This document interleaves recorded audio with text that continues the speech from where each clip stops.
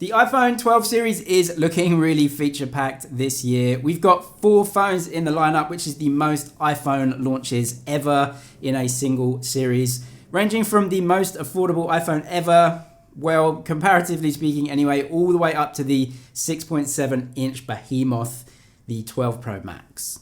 But up until now, there has been some confusion as to exactly who would be supplying what displays for what phone in the iPhone 12 series. As we know, all phones in the series should be moving to an OLED display this time around, which is fantastic. New designs, bigger screen to body ratios, even dual cameras on the lowest model, which is just brilliant. But the confusion came to exactly who would be supplying what panels, and this is an important differentiation.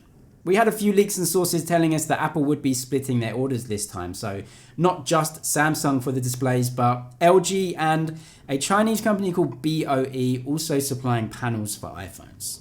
The information we got suggested that actually the iPhone 12 Max, which may just be the most popular model in the series, would be getting displays from LG and BOE and actually not Samsung. But a new report from DigiTimes suggests that actually up to 80% of screens are still going to be supplied by Samsung, and that's good news for us because Samsung is the king of displays.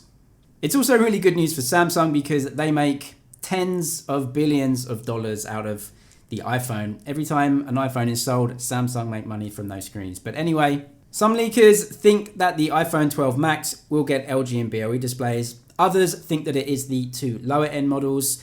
But in any case, if Samsung, according to this report, are going to be supplying 80% of the displays, it essentially means that they will be making up the bulk of displays in probably every single model.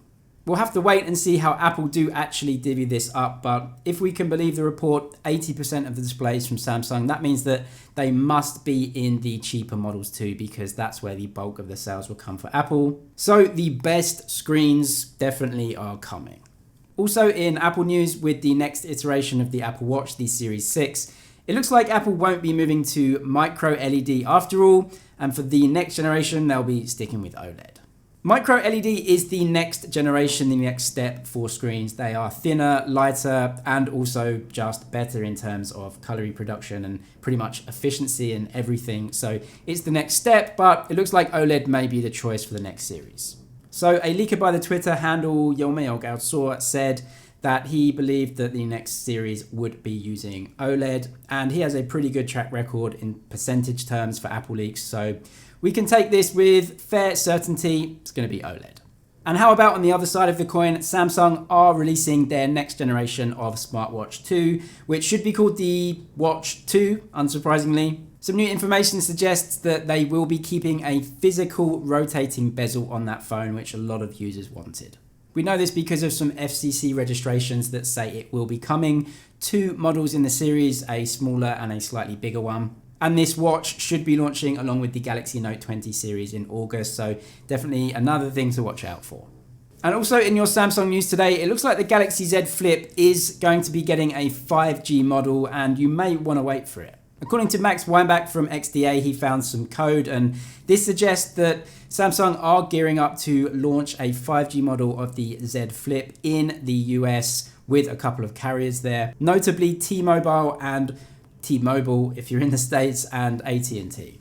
Verizon apparently won't be getting this phone because the phone won't support millimeter wave 5G and will only support sub-6 GHz. Sub-6 is 5G, but it's a slightly slower version. Millimeter wave is the very high-end, expensive, fastest version. Sub-6 is still better than LTE, but Verizon apparently not supporting the phone unless it has mmWave, and apparently it doesn't. The 5G Z Flip, according to Max, may come in the next few months, and there's another foldable device coming in the next few months, which is the Galaxy Fold 2.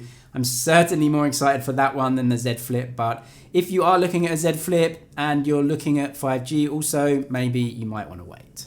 Anyway, that is all of your tech news today. Thank you for watching. Subscribe if you liked it, and I'll see you in the next one.